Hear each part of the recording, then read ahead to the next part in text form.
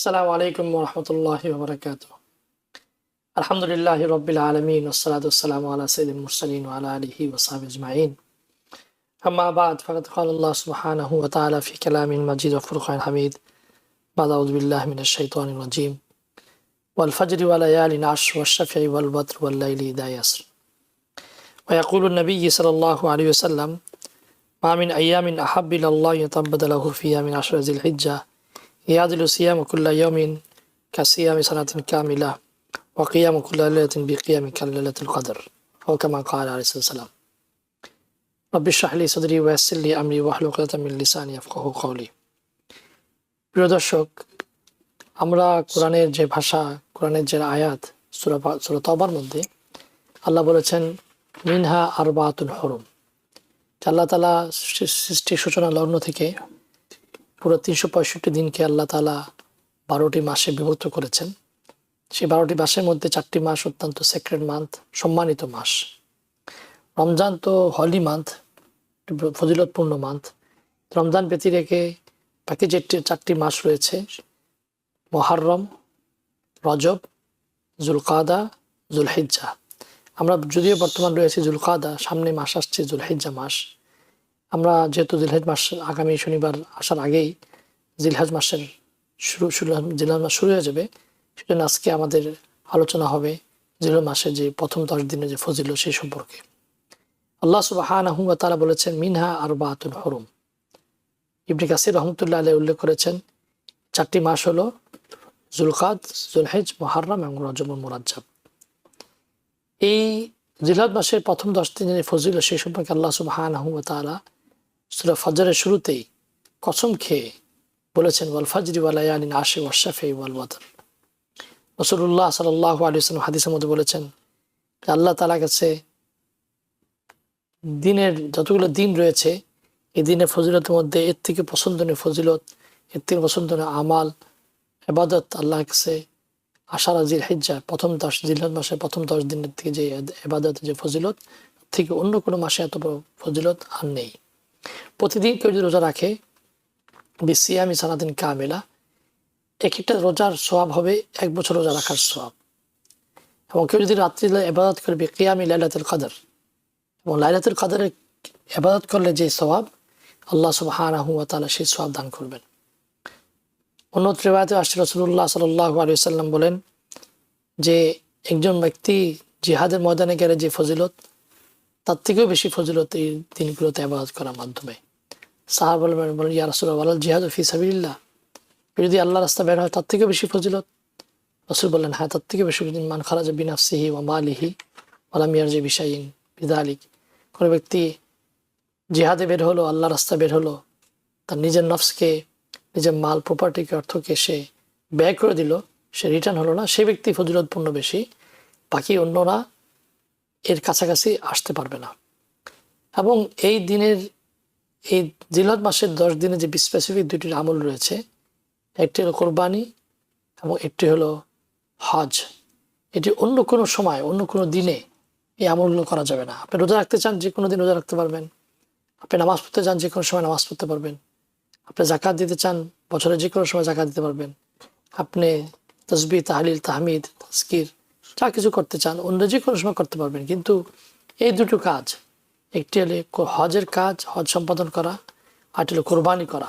অন্য সময় আপনি সদকা দিতে পারবেন, আপনি অন্য সময় জবা করতে পারবেন, আকিকা দিতে পারবেন, কিন্তু কোরবানি এই 10টি দিনের মধ্যেই নিয়োজিত। বিশেষ করে 10, 11, 12, আর হজ রয়েছে 9, 10, 11, 12, 13 অথবা 8, 9, 10, 11, 12।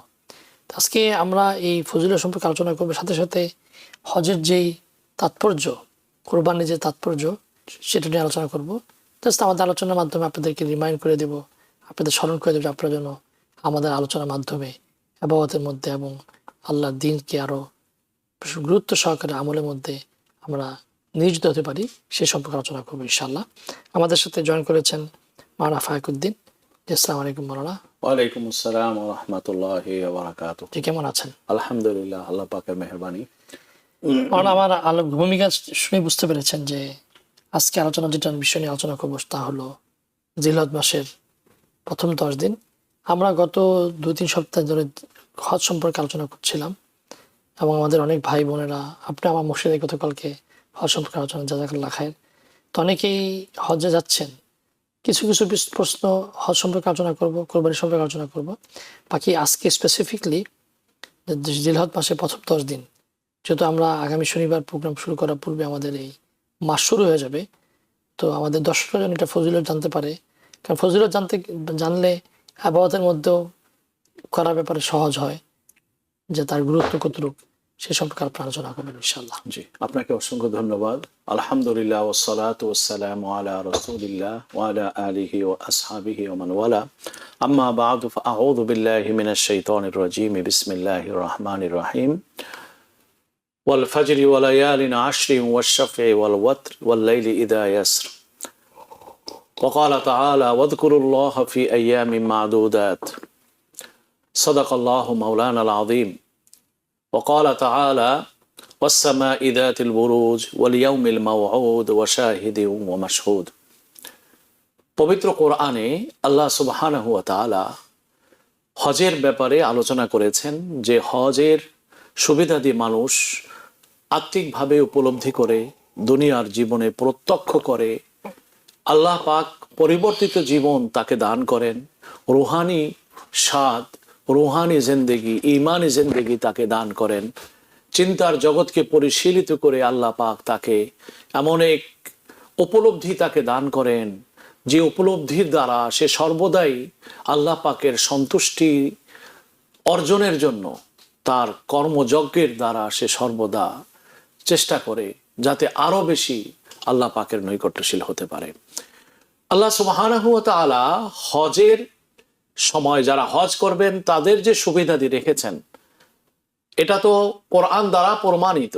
কিন্তু যারা হজে যেতে পারেননি তারাও যাতে করে এই দিন ও সময় থেকে, এই দিনের ফজিলত থেকে তারাও যাতে করে বঞ্চিত না হন, আল্লাহ সুবহানাহু ওয়া তাআলা সেজন্য তাদের জন্য আল্লাহ সুবহানাহু ওয়া তাআলা আমলের ব্যবস্থা রেখেছেন। আমাদের প্রয়োজন হচ্ছে সেই ফজিলত সম্পর্কে জানা, সেই দিনগুলির জন্য করণীয় আমল কি সে সম্পর্কে অবহিত হওয়া। তাহলে এই দিনগুলোর আমলের দ্বারা আমরা আমাদের কাঙ্ক্ষিত সওয়াব অর্জন করতে পারবো, আল্লাহ পাকের আস্থাশীল বান্দা আমরা হতে পারবো। কোরআনের যে আয়াত আপনিও তেলাওয়াত করেছেন, আমিও করেছি, এই আয়াতে আল্লাহ সুবহানাহু ওয়া তাআলা কসম খেয়েছেন ওয়াল ফাজরি ওয়া লায়ালিন আশর। ওয়াল ফাজরির দ্বারা, এটা কোন ফজর? সকালের টাইম।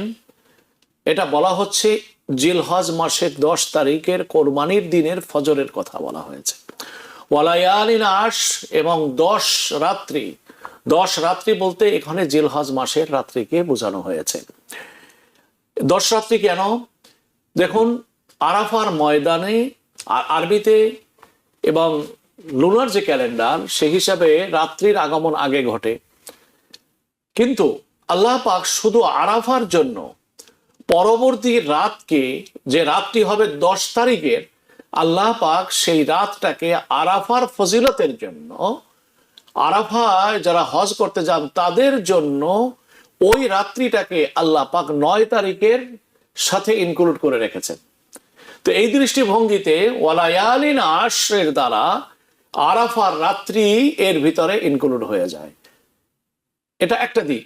ফুকাহা ইকরাম বলছেন যে যারা দিনের সময় সূর্য ঢলার পর থেকে নিয়ে সূর্যাস্ত পর্যন্ত হজে যাওয়ার পরেও আরাফায় উপস্থিত হতে পারেননি, তারা যদি ফজর অর্থাৎ সুবহ সাদিকের পূর্বে আরাফার ভিতরে যে কিছুক্ষণ যদি তারা অবস্থান করেন, তাদের ওকুফ যদি 1 সেকেন্ডের জন্য অবস্থান, 1 সেকেন্ডের জন্য আরাফার ময়দানে সুবহ সাদিকের পূর্বে পাওয়া যায়, তাহলে তিনি হজ আদায় করেছেন, ওকুফে আরাফা সম্পাদন করেছেন বলে তিনি গণ্য হবেন।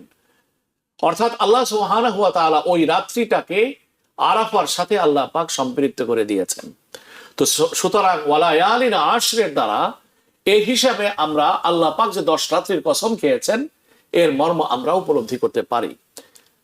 আল্লাহ সুবহানাহু ওয়া তাআলা যারা হজ করবেন তারা তো আল্লাহর ঘর এবং পবিত্রতম স্থান সমূহের বিভিন্ন আমলের দ্বারা, যেমন উকুফে আরাফা, মিনা, মুজদালেফা, কঙ্কর মারা, তওয়াফে জিয়ারত করা, সফা মারওয়া সাই করা, কোরবানি করা ইত্যাদি, এ সমস্ত আমল থেকে তো তারা সীমাহীন সওয়াবের অধিকারী হবেন। কিন্তু যারা হজে যেতে পারেননি কিংবা যারা গিয়েছেন কিন্তু এই জিলহজ মাসের 10 দিন পেল, তাদের জন্য আল্লাহ সুবহানাহু ওয়া তাআলা অসংখ্য অগণিত নেকি অর্জন করারও ব্যবস্থা আল্লাহ পাক রেখেছেন। এজন্য রাসূল করিম সাল্লাল্লাহু আলাইহি ওয়াসাল্লাম এই 10 দিন 9 দিন পর্যন্ত, আমি আরাফার দিন অর্থাৎ হজের ঈদুল আজহার যে দিন তার আগের দিন পর্যন্ত, এটা হলো আরাফা দিবস, এই দিন পর্যন্ত আমলের ব্যাপারে হাদিসে পাকে রাসূলুল্লাহ সাল্লাল্লাহু আলাইহি সাল্লাম বর্ণনা করেছেন। প্রিয় নবী সাল্লাল্লাহু আলাইহি সাল্লাম বলেন, বুখারী, তিরমিজি, আবু দাউদ, ইবনে মাজাহ অর্থাৎ অসংখ্য অগণিত সহিহ হাদিসের ভিতরে হাদিসখানি বর্ণনা করা হয়েছে, যেটি আপনিও বলেছেন, মা মিন আইয়ামিন আহাব্বু ইলাল্লাহ আল আমালুস সালিহ ফিহ, যে আল্লাহ পাকের দৃষ্টিতে শ্রেষ্ঠ আমাল, বেশি ফজিলতওয়ালা আমাল জিলহজ মাসের এই 9 দিনের ভিতরে যে আমলগুলো করা হয়, এর চাইতে শ্রেষ্ঠ আমল আর কোনো আমল নেই। এত বেশি নেকি অর্জন করার মতো আমল আল্লাহ পাকের দৃষ্টিতে আর কোনো আমল নেই যে আমলগুলো এই দিনগুলোতে করা হয়। তাহলে এই যে দিনগুলোর ভিতরে আমল, কি কি আমল এখানে আছে সেটি আমাদের জানা দরকার। 1 নম্বর হচ্ছে এই হাজী সাহেবান তারা আরাফার ময়দানে যাওয়ার সময় তারা তালবিয়া পাঠ করেন। আমাদের জন্য তালবিয়া নেই, আমাদের জন্য রয়েছে বিশেষ করে 9 তারিখে একটা বিশেষ তাকবীর, তাকবীরে তাশরিক যেটাকে বলা হয়, আইয়ামে তাশরিকের দিনগুলো, যেটা ওয়াজিব উচ্চ স্বরে পড়া। প্রত্যেক ফরজ নামাজের পরে উচ্চ স্বরে যারা পুরুষ তারা পড়বে, মহিলাদের জন্য পড়া ওয়াজিব, কিন্তু তারা উচ্চ স্বরে পড়বেন না, তারা পড়বেন নিম্ন স্বরে, তারা পড়বেন যাতে নিজের এই তাকবীরটা তারা নিজেরাই শুনতে পান। কিন্তু যারা হজে যাচ্ছেন না তাদের জন্য কি তাকবীর এই টাইমে? জিলহজ মাসের প্রথম দিন থেকে নিয়ে তাদের জন্য বেশি বেশি তাকবীর পড়া, তাসবিহ, তাকবীর, তাহলিল। তাহলিল হলো লা ইলাহা ইল্লাল্লাহ, এটা বেশি পড়া। তাকবীর হলো আল্লাহু আকবার। আর তাসবিহ সুবহানাল্লাহ ওয়ালহামদুলিল্লাহ ওয়া লা ইলাহা ইল্লাল্লাহ আল্লাহু আকবার। লা ইলাহা ইল্লাল্লাহ ওয়াহদাহু লা শারীকা লাহু লাহুল মুলকু ওয়া লাহুল হামদু ইউহয়ি ওয়া ইউমীত বিয়াদিহিল খায়র ওয়া হুয়া আলা কুল্লি শাইইন কাদির। প্রিয় নবী সাল্লাল্লাহু আলাইহি সাল্লাম বলেন, আমি সহ সমস্ত নবীগণ যারা হজ করেছেন তারা সকলে হজের সময় এসে এই ময়দানে তারা এই দোয়াটাই, তারা এই তাসবিহটাই তারা পাঠ করতেন। প্রিয় নবী সাল্লাল্লাহু আলাইহি সাল্লাম নিজে এই তাসবিহ পাঠ করেছেন এবং আমাদেরকে এই তাসবিহ পাঠ করতে বলেছেন। আমরা যারা হজে যাইনি আমাদেরকে বেশি বেশি এই দিনগুলিতে এই তাসবিহগুলো পাঠ করা। এবং সাহাবায়ে কেরাম রিদওয়ানুল্লাহ তাআলা আজমাইন এই দিনগুলোকে এত বেশি গুরুত্ব দিতেন, এত বেশি গুরুত্ব দিতেন যে হযরতে আব্দুল্লাহ ইবনে ওমর রাদিয়াল্লাহু তাআলা আনহু তিনি রাস্তায় বেরিয়ে যেতেন, যে তিনি উচ্চ স্বরে তাকবীর পড়তেন, লা ইলাহা ইল্লাল্লাহ আল্লাহু আকবার আল্লাহু আকবার, লা ইলাহা ইল্লাল্লাহ আল্লাহু আকবার ওয়ালিল্লাহিল হামদ, আল্লাহু আকবার কাবীরা ওয়ালহামদুলিল্লাহি কাসীরা ওয়া সুবহানাল্লাহি ওয়া বিহামদিহি বুকরাতাও ওয়া আসীলা। তিনি যদি কারোর সাথে সাক্ষাৎ করতেন, সালাম বিনিময়ের আগেই তিনি এই তাকবীর পাঠ করে তারপরে তিনি সালাম দিতেন কিংবা সালামের উত্তর তিনি নিতেন।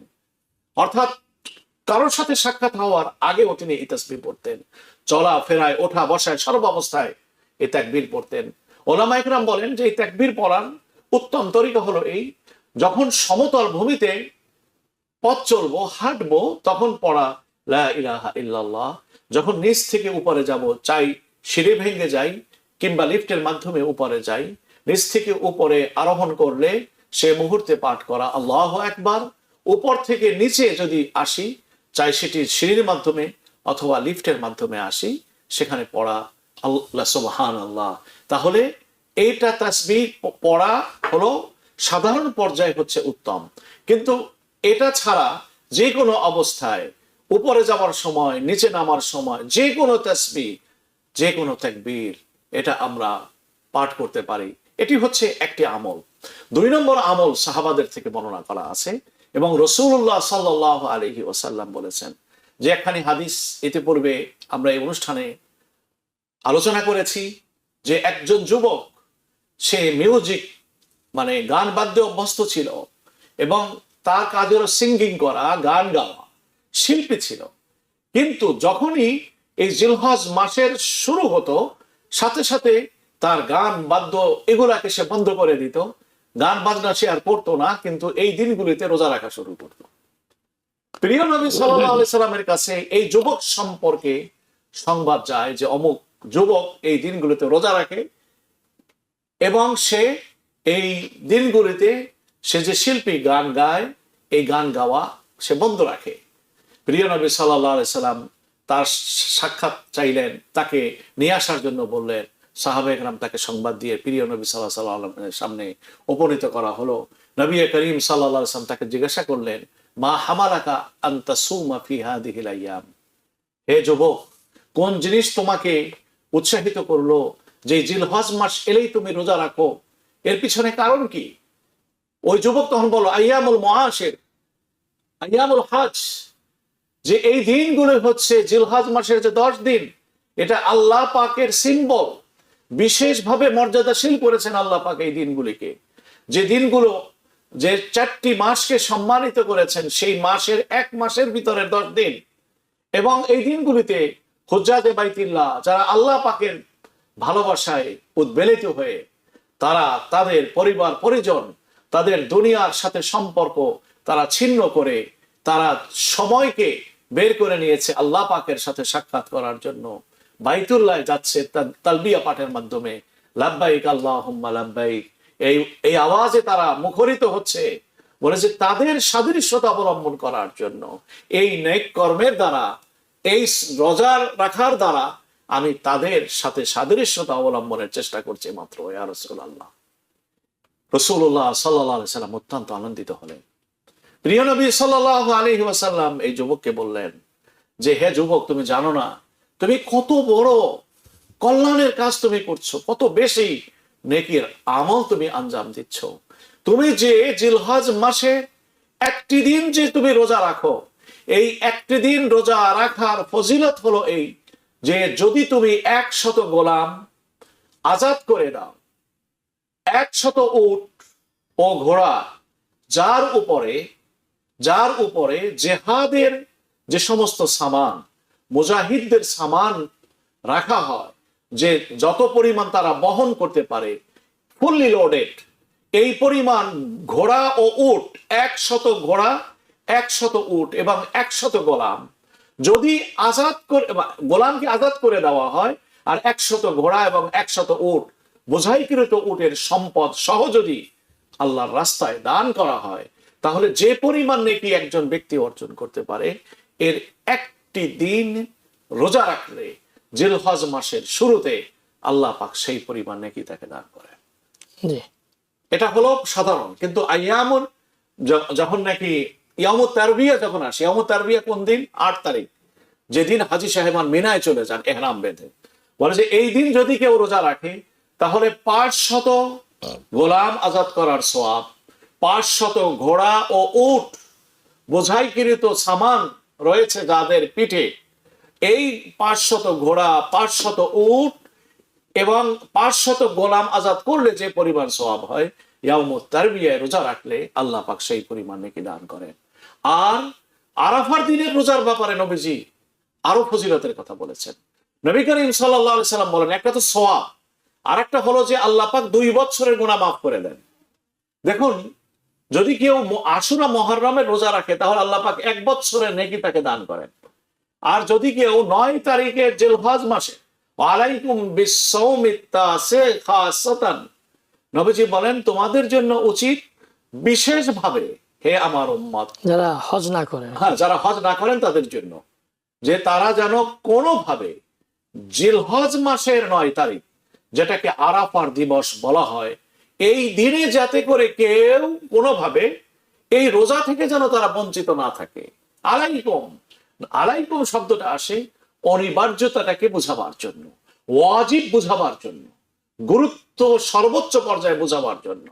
রাসূলুল্লাহ সাল্লাল্লাহু আলাইহি ওয়াসাল্লাম বলেন, আলাইকুম, তোমাদের জন্য একান্ত ভাবে করণীয় হলো এই দিনগুলির রোজা যাতে তোমার কিনা হয়, বাদ না যায়, বিশেষ করে আরাফার দিন।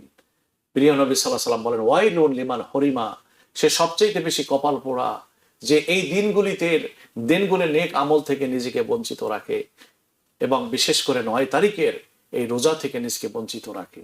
নবী বলেন, সে কপাল পোড়া, সে হতভাগ্য, ওয়াইলুন, সে ধ্বংস হয়ে গেছে সে উম্মত যে এই দিনের রোজা সে রাখলো। কতখানি গুরুত্বপূর্ণ।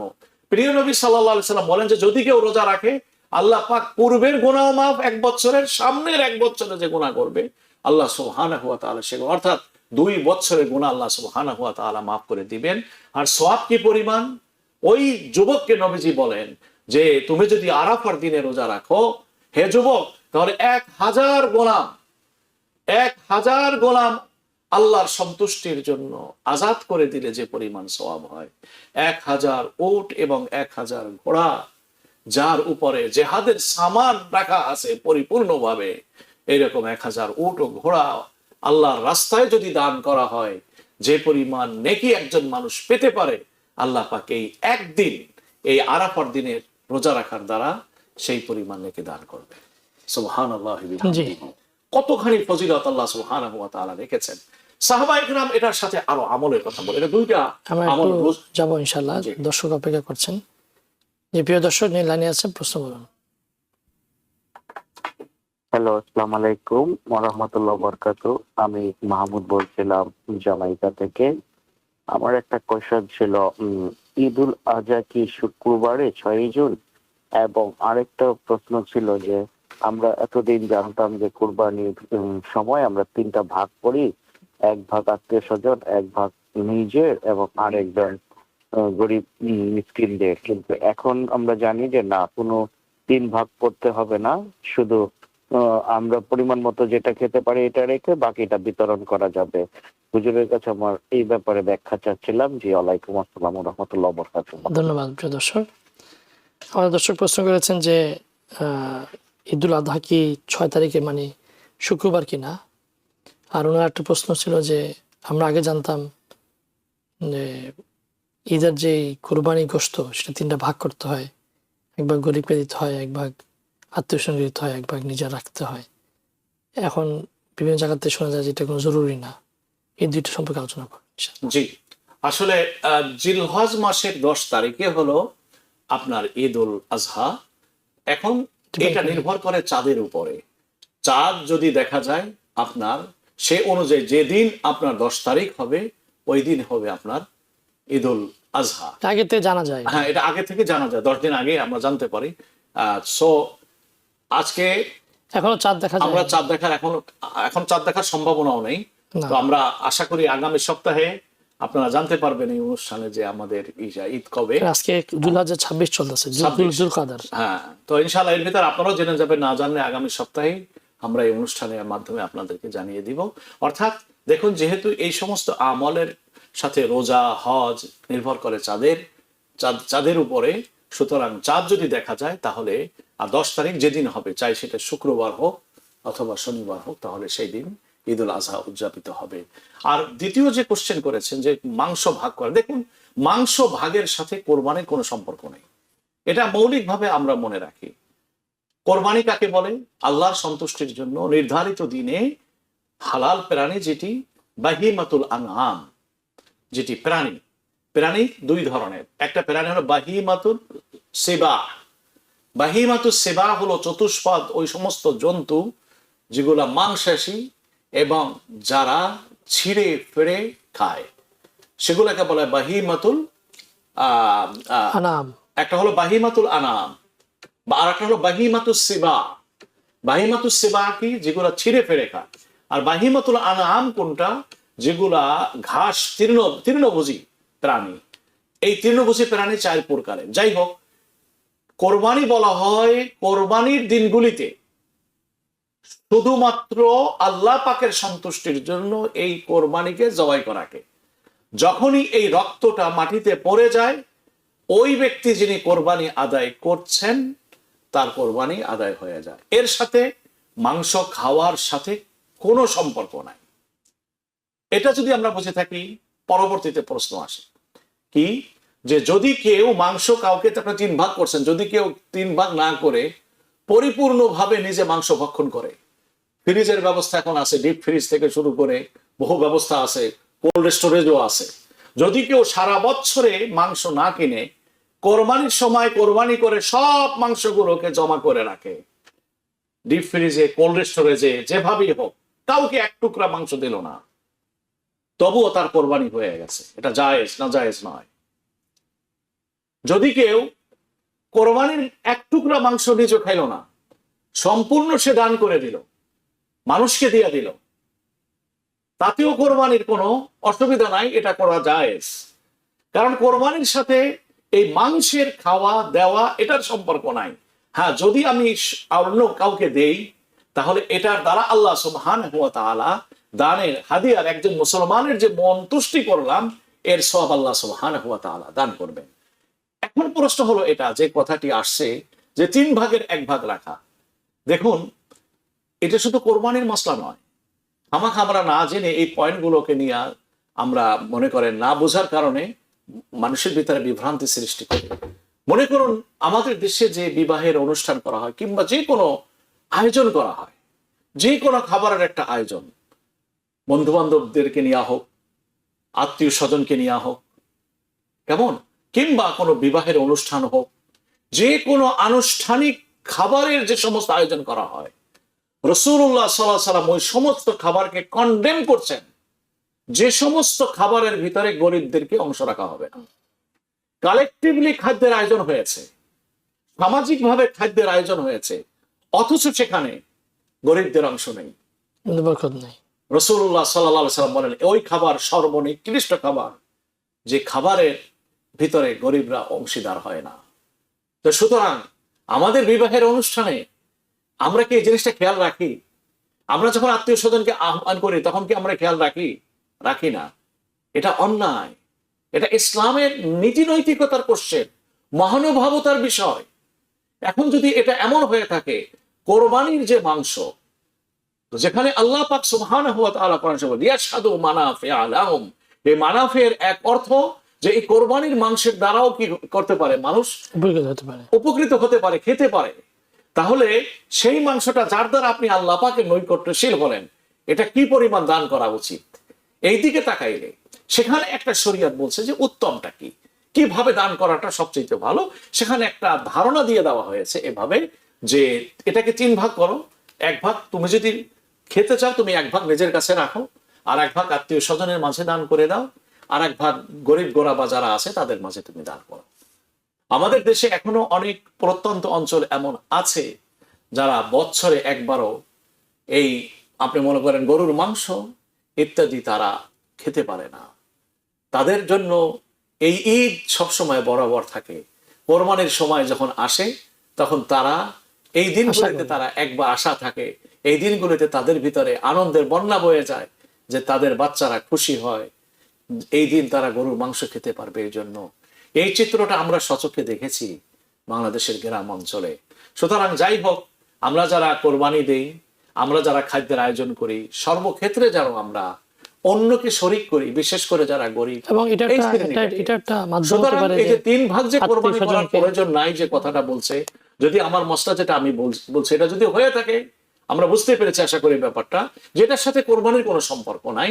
হ্যাঁ, দিলে একটা পরামর্শ দেওয়া হয়েছে, এইভাবে দিলে তুমি তোমার জন্য বেশি ভালো, সবাই পেলো, আত্মীয় স্বজনও পেলো, গরিব গোরাবাও পেলো, এবং তুমিও এটার দ্বারা খেয়ে আল্লাহ পাকের শুকরিয়া তুমি জ্ঞাপন করবে।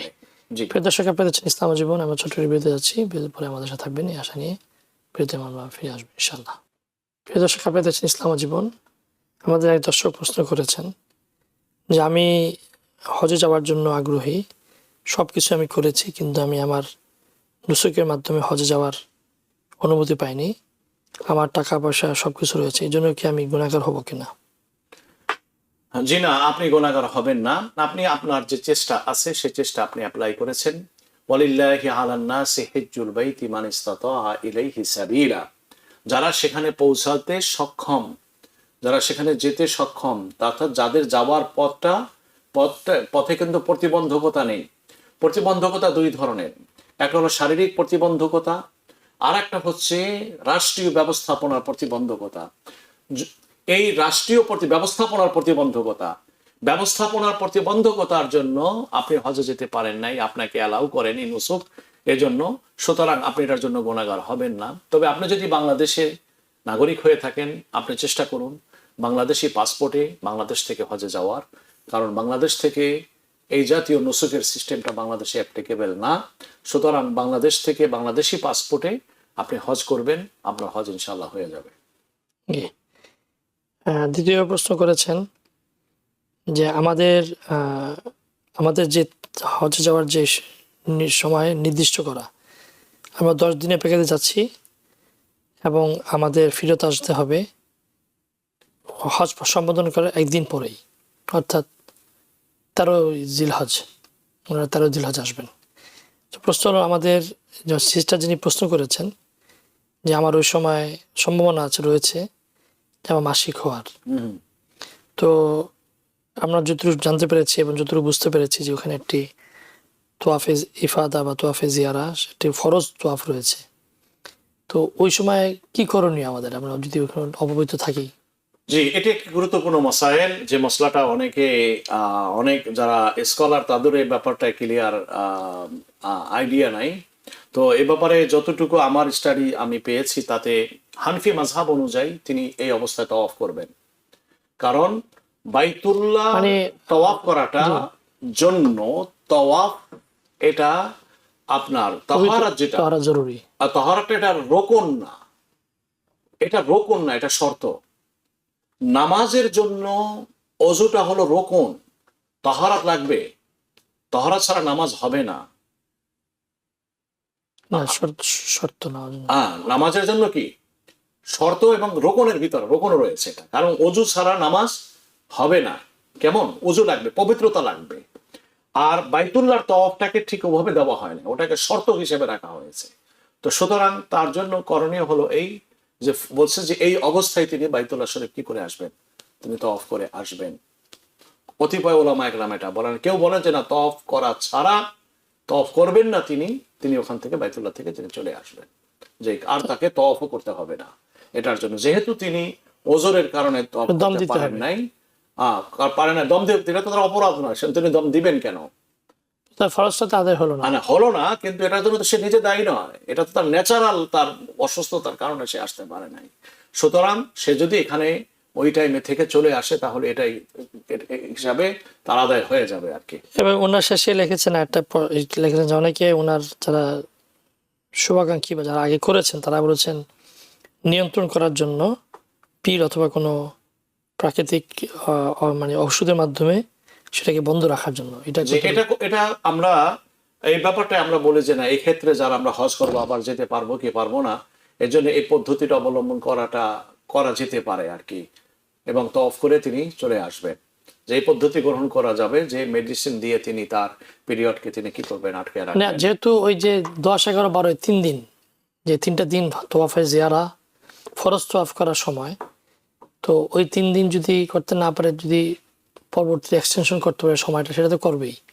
টাইম যদি এক্সটেনশন করা, কিন্তু টাইম এক্সটেনশন করা কঠিন ব্যাপার, যে এটা তো তার হাতে না, এটা তার জন্য অনেক কঠিন হয়ে যাবে। এই জন্য মসলা ওইটাই যে, দেখুন যদি কোনো মহিলা, দেখেন মহিলাদের জন্য জুম্মার নামাজ ওয়াজিব না। এখন যদি কেউ ঘরে বসে জোহরের নামাজ পড়ে, তো জোহরের নামাজের সাথেই কিন্তু তাকে জুমার নামাজের সওয়াব দিয়ে দেওয়া হয়। তারা ঘরে বসে জোহর পড়ে জুমার নামাজের সওয়াব পান। এখন কোনো পুরুষ যদি এই মসলার অধীনে ঢুকতে চায়, তাহলে তো কোনোভাবে তার জন্য সুযোগ নাই, কারণ সে জুমা নামাজ না পড়লে তার জন্য এই জুমার সওয়াব লাভ করার কোনো প্রকারের সুযোগ নাই। অনুরূপভাবে এখানেও মহিলা যারা, তাদের যদি এমন অবস্থা হয় যে তাদের সময়ও নাই হাতে এবং তাওয়াফে ইফাদা করতেও তারা পারছেন না, তাহলে সেক্ষেত্রে হানফি মাযহাবের অধিকাংশ উলামায়ে কেরাম বলে যে এই অবস্থায় তারা তাওয়াফ করে নেবে। জি, আমার মাত্র 2 মিনিট আছে, একটা প্রশ্ন রয়েছে। সেটা বলেছেন যে আমরা যারা বাংলাদেশ থেকে সফরে যাই, হজের সফরে, আমরা মক্কায় অনেক দিন থাকি, প্রায় 2 মাস 1.5 মাসের মতন হয়, তখন আমরা আর হজের মুসাফির হিসেবে অন্তর্ভুক্ত থাকি না। তো সেই হিসেবে যখন আমরা মিনা যাই, তখন কি আমাদের মুসাফির নামাজ পড়তে হবে নাকি রেগুলার নামাজ পড়তে হবে? ব্যাপারটা হচ্ছে যে আপনি এক জায়গা থেকে আরেক জায়গায় আপনি স্থানান্তর হচ্ছেন। আপনি কোন সময় কোন জায়গায় থাকছেন, মক্কা থাকছেন, মক্কার বাইরে আবার যাচ্ছেন, এখান থেকে আরাফায় যাচ্ছেন, আবার আপনি যাচ্ছেন কোথায়? মদিনা। এটা তো 48 মাইলের ভিতরে। যদি কোথাও আপনার 15 দিনের বেশি আপনার অবস্থান করা হয়, সেই নিয়তে যদি আপনি সেই জায়গায় যেয়ে থাকেন, তাহলে ওই জায়গায় পৌঁছাবার সাথে সাথেই আপনি কি হয়ে মুকিম হয়ে গেলেন। মুকিম হয়ে গেলেন। এখন আপনি জানেন না যে আপনি সেখানে 15 দিন থাকা হবে কি না, কিন্তু দেখা গেল বাস্তবতায় যে আপনার 15 দিন না বেশি, যখন 14 তারিখ আসছে দেখা গেল আপনার প্রয়োজনীয়তা শেষ হয়নি, আপনাকে আরো দিন থাকতে হচ্ছে। আবার আপনি নিয়ত করলেন আপনি 10 দিনের ভিতরে আপনি বেরিয়ে যাবেন, দেখা গেল 10 দিন পরে আপনি ফ্রি হতে পারেন নাই। তাহলে এভাবে যদি বছরও ঘুরতে থাকে তবু আপনি মুসাফির। তো সেই হিসাবে যদি 15 দিনের কমের ব্যাপারে যদি দেখা যায় যে না তিনি থাকবেনই 15 দিনের বেশি, যদি সুনিশ্চিত হওয়া যায় তাহলে তিনি মুকিম। আর যদি তিনি 15 না, দিনের ওটা কম থাকবেন, মিনাতে নামাজটা কিভাবে পড়বে এটা জিজ্ঞেস করছে। মিনাতে নামাজ তিনি মুসাফির হিসাবে পড়বেন, মুসাফিরের জন্য কসর পড়বেন যদি তার 15 দিনের কম নিয়ত থাকে। আর যদি 15 দিনের বেশি থাকে তাহলে তিনি মুকিমের নামাজ পড়বেন। যেহেতু ওখানে নামাজ জামাতের সাথেই আদায় হয়, কাজে জামাতের সাথে যেভাবে নামাজ আছে তিনি ওইভাবে জামাতের সাথে নামাজ পড়বেন। ধন্যবাদ। আমরা আমাদের সময় শেষ পর্যন্ত চলে এসেছি। প্রশ্ন হলো এটা এখানে বলা উচিত যে মনে করেন যারা নামাজ পড়ছেন উনি তো মুকিম, কিন্তু জামাতের সাথে যারা নামাজ পড়ছেন তারা তো পড়বেন 2 রাকাত। সেই মুহূর্তে নামাজ তিনি কিভাবে পড়বেন? যে জামাত শেষ হয়ে যাবে 2 রাকাত, কিন্তু উনি সালাম ফিরাবেন না, উনি দাঁড়িয়ে যে উনি বাকি 2 রাকাত নামাজ যদি উনি মুকিম হয়ে থাকে। জি। প্রিয় দর্শক, আপনারা দেখছিলেন ইসলাম ও জীবন। আমরা জিলহজ মাসের খুব দা প্রান্তে, আগামী সপ্তাহ এই সপ্তাহ মাঝামাঝি দেখেই হয়তো বৃহস্পতিবার অথবা বুধবারে আমাদের জিলহজ মাস শুরু হবে। জিলহজ মাসের প্রথম দিন থেকেই রোজা রাখা বাধ্যতামূলক না, কিন্তু নফল রোজা। সওয়াবের কথা অনেক বলা হয়েছে যে সিয়ামে বিকিয়ামি সালাতিন কামিলা, বিসিয়ামি সালাতিন কামিলা, 1 বছর রোজা রাখার সওয়াব অর্জন করা যায়। রাত্রি ইবাদতে বলা হয়েছে বিকিয়ামি লাইলাতুল কদর, রাত্রি লাইলাতুল কদরের ইবাদতের যে ফজিলত অর্থাৎ খায়রুম মিন আলফি শাহর, তার থেকে বেশি ফজিলত।